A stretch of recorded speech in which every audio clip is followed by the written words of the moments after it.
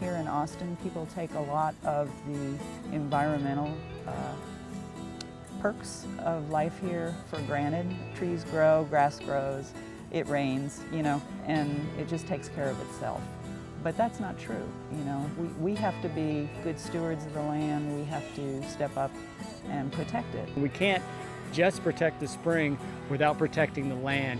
And we can't just protect the land, we need to protect the ecosystems that are there. With the growth that we're experiencing, it's going to require a significant diligence. We cannot get complacent just because we're celebrating anniversaries of good things that have been done.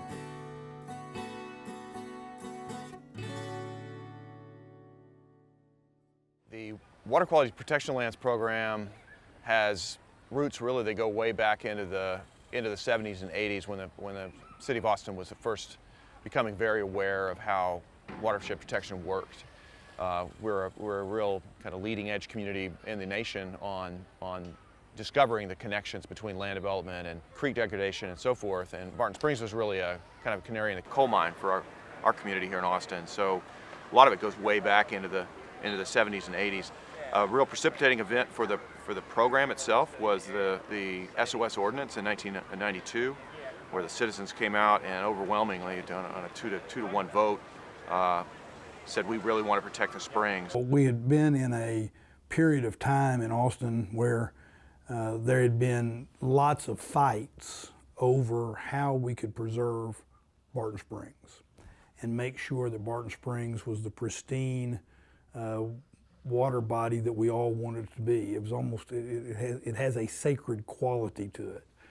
And in many ways, the way that had evolved is it evolved into a political issue, and including the fact that what you had happen is in 92, you had the passage of the SOS ordinance, and that created continuous political activity related to what we were going to do about preserving Barton Springs. We fought every brick and every stick of development in that direction up the creek. We at the time, the people who cared about the springs and conservation, in my mind, we didn't really think of the greater watershed or how that worked. We just could see what we could see.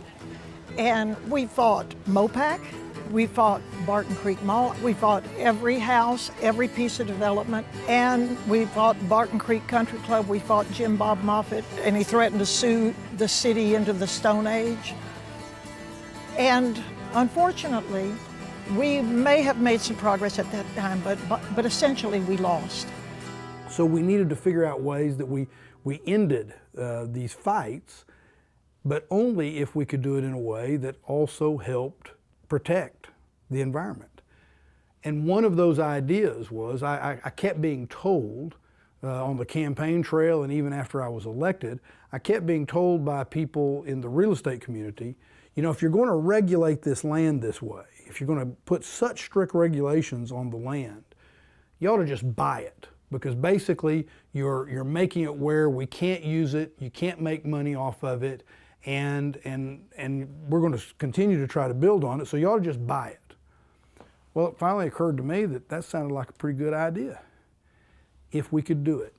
So I think in order to preserve the water quality by purchasing lands or preserving them with easements is really the only approach in Texas, because we're such a property rights type of state that there's probably not a more effective way to do that. And so I think in a state like Texas, which is very much a property rights state, that's probably the only way to do it. I'm sure you remembered, some younger people don't remember all the legal stuff that went on with the whole Barton Creek development and Circle C. I mean, there were years of legal battles. We can continue to fight and scrape and try to protect the aquifer and to protect Barton Springs Pool, protect the springs in this constant day-to-day, hand-to-hand combat. And if you really believe that you want to protect that aquifer, Now's the time to put your money where your mouth is, and let's set aside this land. My feeling about the water quality protection lands is that it was an incredibly smart and effective way to forever ensure that those tracts would remain undeveloped or developed at very low densities in the future. They were a logical evolution of our environmental policy. The #1 bumper sticker, keep Austin weird.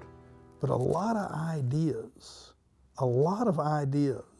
the first time you hear them, they're weird because they're new. They haven't been there before.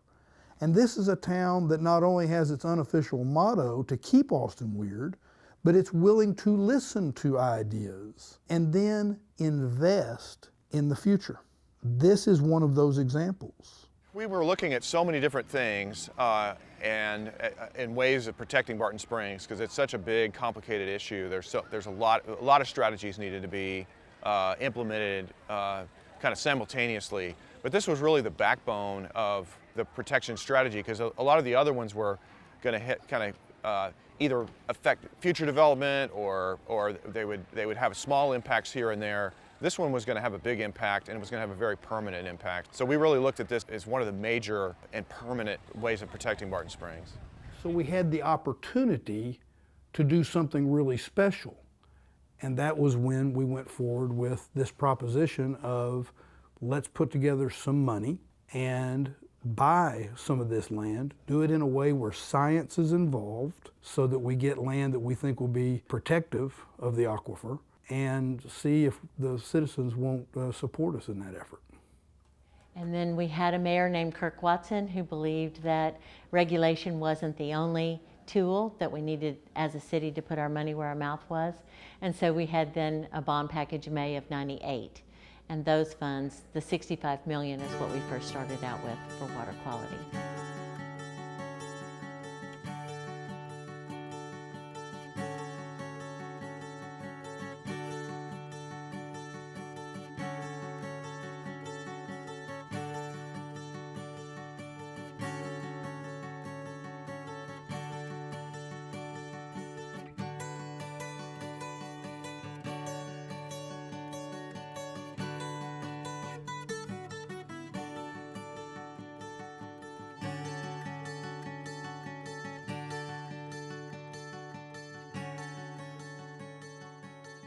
One of the successes of the program was that it allowed different elements of the community to come together to accomplish a common goal. So the environmental community, the real estate community, the private landowner and ranching community, all were able to see value in this program and participate in ways that collectively made it possible.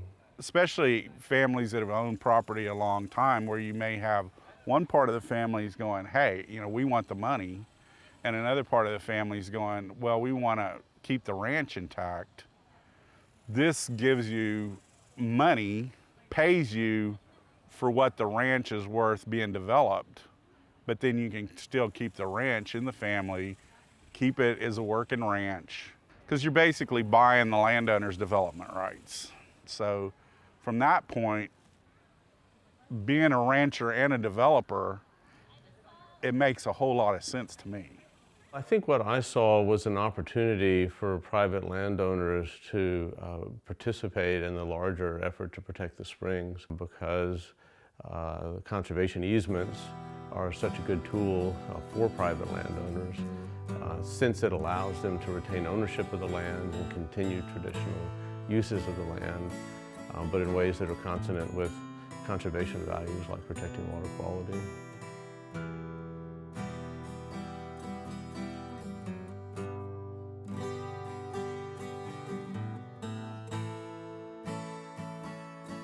But the truth is, we've seen that there are so many multiple values from preserving this landscape that whether you are a conservationist at heart or just a smart businessman, you want to see this landscape preserved in large areas because it's better for the community.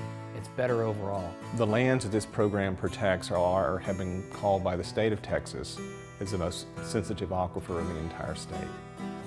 There are holes in it as big as the room that we're in, And through those big openings, there's not much cleaning of the water that goes on. So if dirty water goes in, dirty water is going to come out.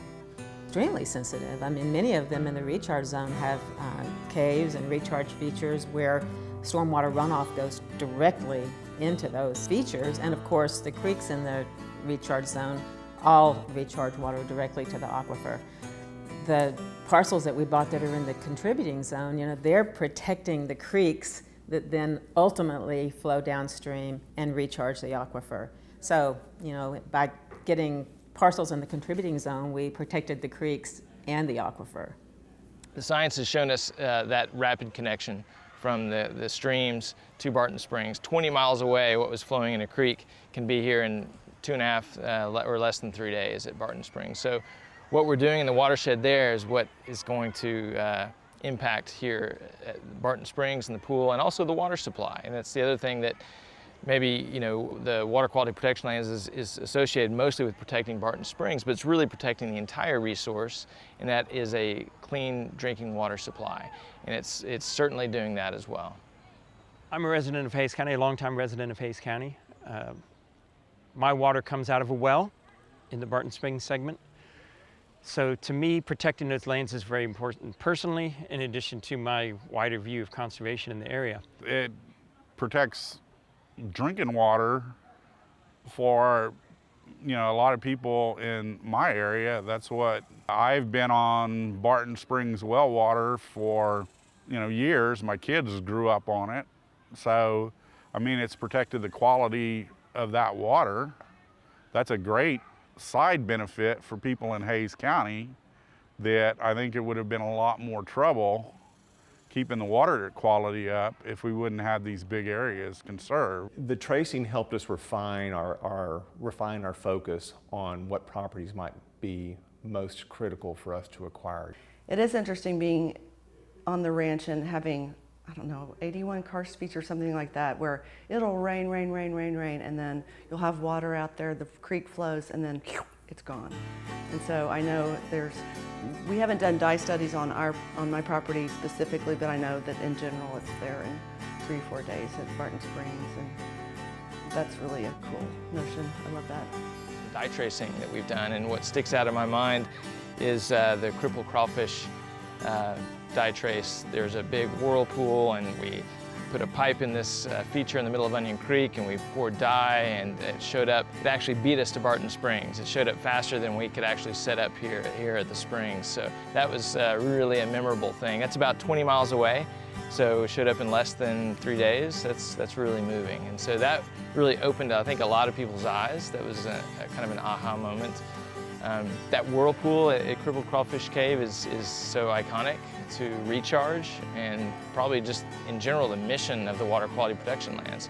Clean, clear water, abundant water, you know, recharging the aquifer system and then coming at Barton Springs. The fact is the water quality protection lands have concentrated in exactly where they need to be, in my opinion, and could expand more in the contributing zone. But now when I look back on it, and I look at what we have done, what we started, and what others have done following that, it's a wonder of Austin, Texas. Not only do you have all of that just green space preserved, but you have preserved a lot of the aquifer so that now you're in a position to know that you have done good with regard to water quality. You get a lot of benefits beyond just water quality and quantity by preserving this landscape. You get the opportunity for recreation, you get the opportunity for wildlife value, you get the opportunity to just have some zones in Austin that don't have tract homes everywhere. We need places for people to live, but I'm glad to know that there's some spots for wildlife to live as well. You pull on the thread that is Barton Springs and everything else is attached to it. I mean, we've got this landscape that goes out all the way through Hays County to Highway 150. We have the vegetation on the land, the soil. We have these karst features and caves and sinkholes. And when you pull on that, well, that went back to the Balcones fault line, that giant faulting event that occurred millions of years ago that set everything in motion. I mean, this string really pulls at everything about Central Texas. The ranch that me and my family own would have had 1,107 houses on it. And I know that the cave with bats in it would have been plowed over, and as well as the Indian burial ground. So it would have looked completely different. Well, I think one of the things that comes to mind when I think about the future protection of Barton Springs is the ongoing need for people in the community who weren't around when this program was developed or who have moved here since then or weren't even born yet to really understand the importance of protecting land for water, and that what we all love about Barton Springs can only be preserved by not only securing the land but managing it well so that it continues to provide the quality and the quantity of water that we want and need as a community. And so we felt like understanding the science that related to these watersheds was critical in order to be able to manage them effectively. We were buying very large tracts of land, and we were stepping in areas that weren't necessarily managed well before we bought them. They were surrounded by some places that were managed well, some places that were urban areas. And so understanding how those ecosystems functioned and how we needed to manage in order to fit in as part of that ecosystem successfully was a critical question. And so when I came in, we hired some scientists through the Lady Bird Johnson Wildflower Center and some consultants associated with them to actually look at the science. It was probably a 9-month or a year-long process to develop the management plans. And we sat down weekly with those scientists and said, let's see what you're doing. Why did you make this decision? What are you doing? We challenged them continually about the science because we knew the ecology, the ecological science aspect of it was critical if we were going to be successful in managing these lands for a long term. So restoration may not have, was being talked about, it was being discussed, but had never been really applied on the scale that we're talking about. And this one tract of land that was about 2,500 acres, we had a retired botany professor, Tom Watson, who started documenting the plants that were out there. And after 10, 14 years, he had a list of over 450 plants. That's a lot of plants. But when you look at Hays County, where this 2,500 acres is located, all of Hays County, it has the Edwards Plateau ecosystem and it has Blackland Prairie ecosystem. All of that together is just over 900 species of plants. So literally this one 2,500 acre tract that we did ecological restoration on for, literally a decade and a half, he found almost half the biodiversity of the county there, which is incredible. And really what we did was we cut brush, we used prescribed fire, we reincorporated some grasses, but probably only about 10 species, but all those other species were just sitting there. They were just waiting for the ecosystem to come back to life, and then they could grow. So again, it's this whole system is tied together. It's not just a spring, it's the ecology over the spring. And when we start to restore those ecosystems, we do more to protect the springs. So it's been a great story, and now we have quail. Quail is one of those bellwether indicators of are things good or not. And people have talked about the disappearance of quail. I don't have a tract of land that doesn't have quail on it right now. So by doing this restoration, we were able to heal this land, getting these plants up. I mean, it's great, it's biodiverse, so it probably means there's more insects and more birds and other biodiversity yields from those plants. At the same time, we are best described, as a famous quote said, as a land of eternal drought interrupted by periodic devastating floods. So we have drought and flooding as our two normals. But between those extremes mean there have to be a range of plants that can hold the soil together between those two extremes. With that great biodiversity, we've always got something growing. And if something is always growing, it's actively holding the soil together, which is going to prevent siltation, prevent erosion, keep our recharge features open so that they can keep the optimal amount of water, of high quality water, leaving these lands and then coming out of Barton Springs. So many people move to Austin, and this is kind of one of the crossroads for people to give back to the community, to learn about Central Texas, to to learn about its history, the importance of water, of habitat, of the species that grow and flourish here, of the plants, of the views and the vistas, of the wildflowers. It is a connection point for all Austinites now and into the future. I don't know if that benefit was appreciated at the time that the land was created. Maybe it was viewed a little more narrowly as just protecting Barton Springs and water quality. But I think in today's world, it's a much broader part of the fabric of Austin and our society and a way for us to all bond together.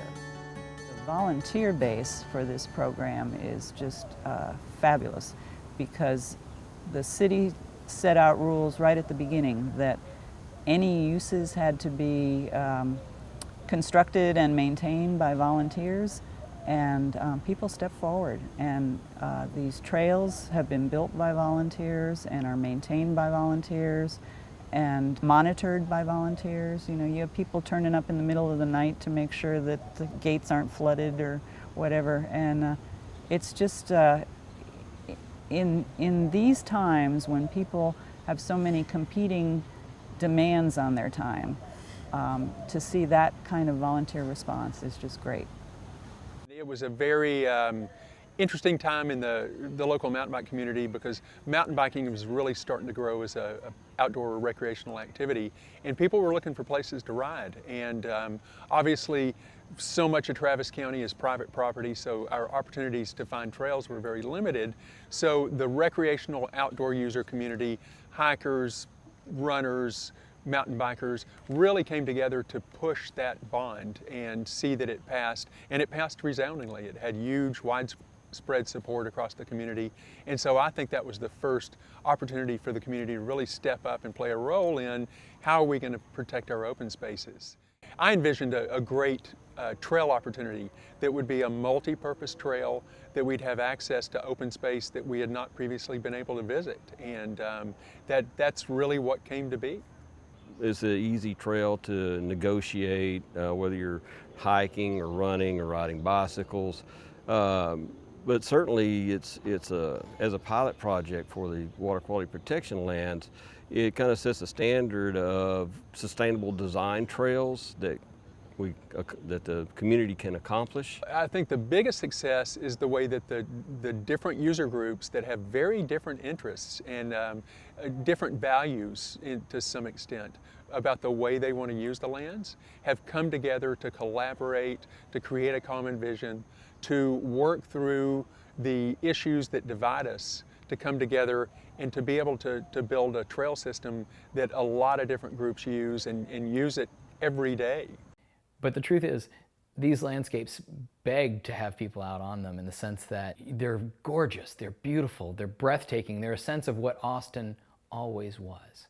But there is also, they're so sensitive, and that they can easily be loved to death, which is the challenge that so many of our national parks have. And if you look around other areas of Austin's parks and open space, when there is unconstrained access, they usually do have a lot of damage as a result of them.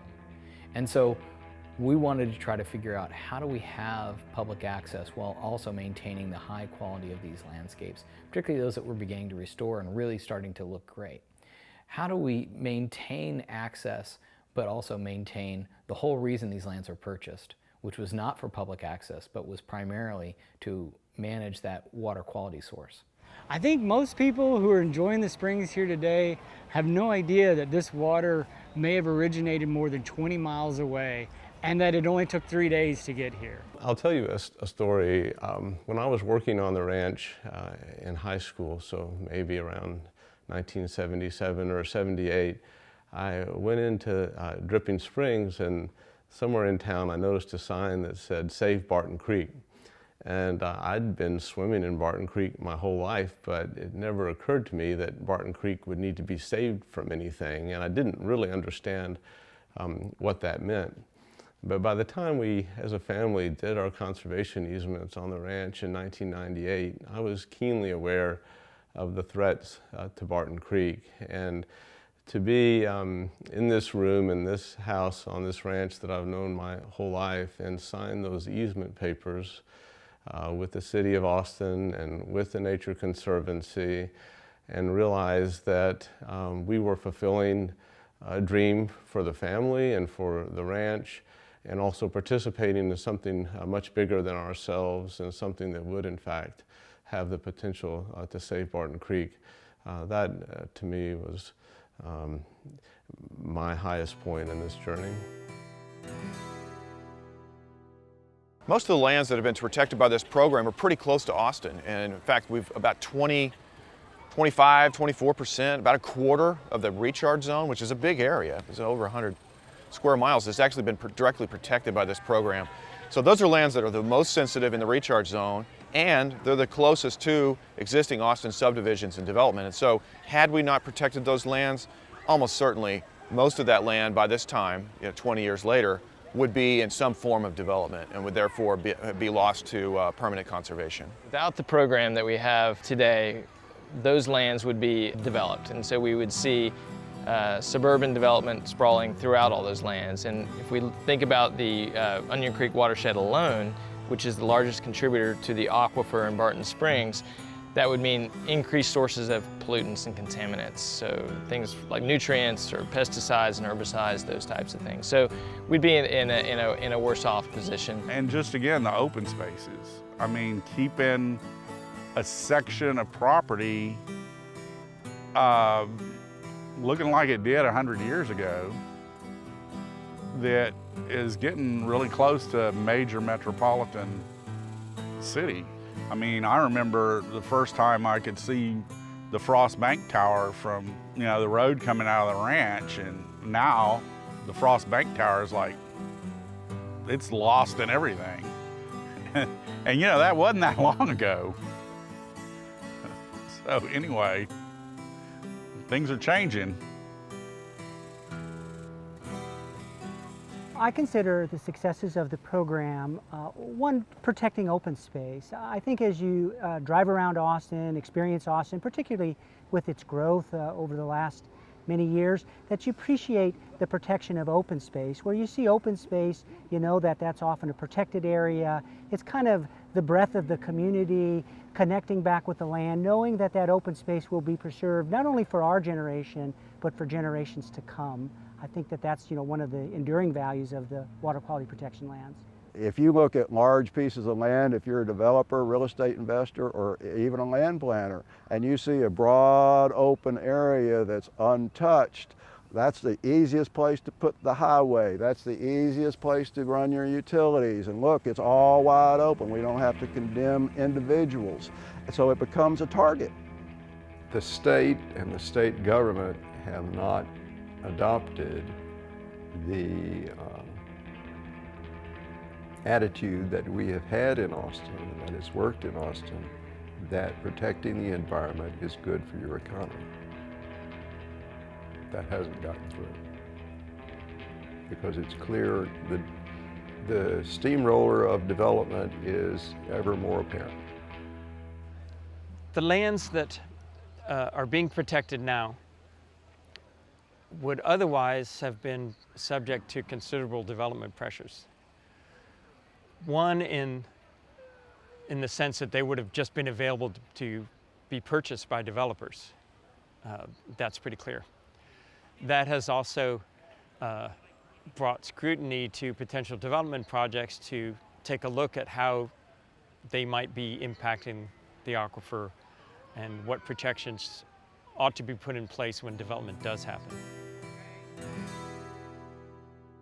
There will only be a short window of time into the future where this kind of work can be done. There are a limited number of parcels of the size that are really impactful for protecting water quality, and so the remaining work that can happen, this is the time to do it. I think it's fantastic what we've done together, and I think that we need to get on and do the next chapter. There's so much that we still need to do, and so it concerns me that we feel like, oh, we've done all this conservation work, let's, sort of cheers ourselves, toast ourselves. That's not true at all. We need to keep going, because as we grow and grow and grow, especially with Hays, Comal, Williamson counties just bursting at the seams, we really need to protect those lands out there that is so key for aquifer recharge and also just for our whole hill country culture. People come in to visit us from out of town and they want to go to Barton Springs. You know, it's something that's kind of uniquely Austin, unique to this area. And, probably have my grandkids come here one day. How do we continue that for the next generation, for Austinites that haven't been born yet, for Austinites that are moving here, may not have any history of these, the importance of protecting land, protecting water quality, continuing to reach that audience in the future? It's not what I say or what you say today, it's the audience that it gets out to. Because if the audience isn't listening, what are we telling the story for? We don't know what Barton Springs would be without this program. Had all that land developed, urbanized, the runoff, the loss of critical recharge features, that Barton Springs could be a much different environment today. Maybe a polluted spring or a spring that has a lot less volume of water. It's really amazing when you reflect on it that a city the size of Austin still has something as beautiful and natural as Barton Springs. It's understandable, but the environment kind of ranks down the list now. It's really about affordability and traffic, and we all know those are issues. But if I could just tweak people a little bit to realize why they're here and that protecting the environment still matters, and if we don't do it, we'll be Dallas or Houston, and people will leave. With the unbelievable growth of this region over the past 20 years, the fact that the springs are there and people are enjoying them every day is some evidence that we made the right call. I can't imagine, had we not done this, what it would look like today, much less what the hill country would look like today. The good news, we live in a special place.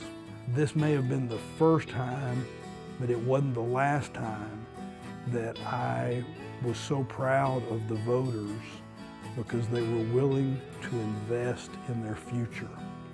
They were willing to put their money where their mouth is and not just talk about protecting the environment, but to actually take some really concrete action that a lot of people looked at as pretty unique.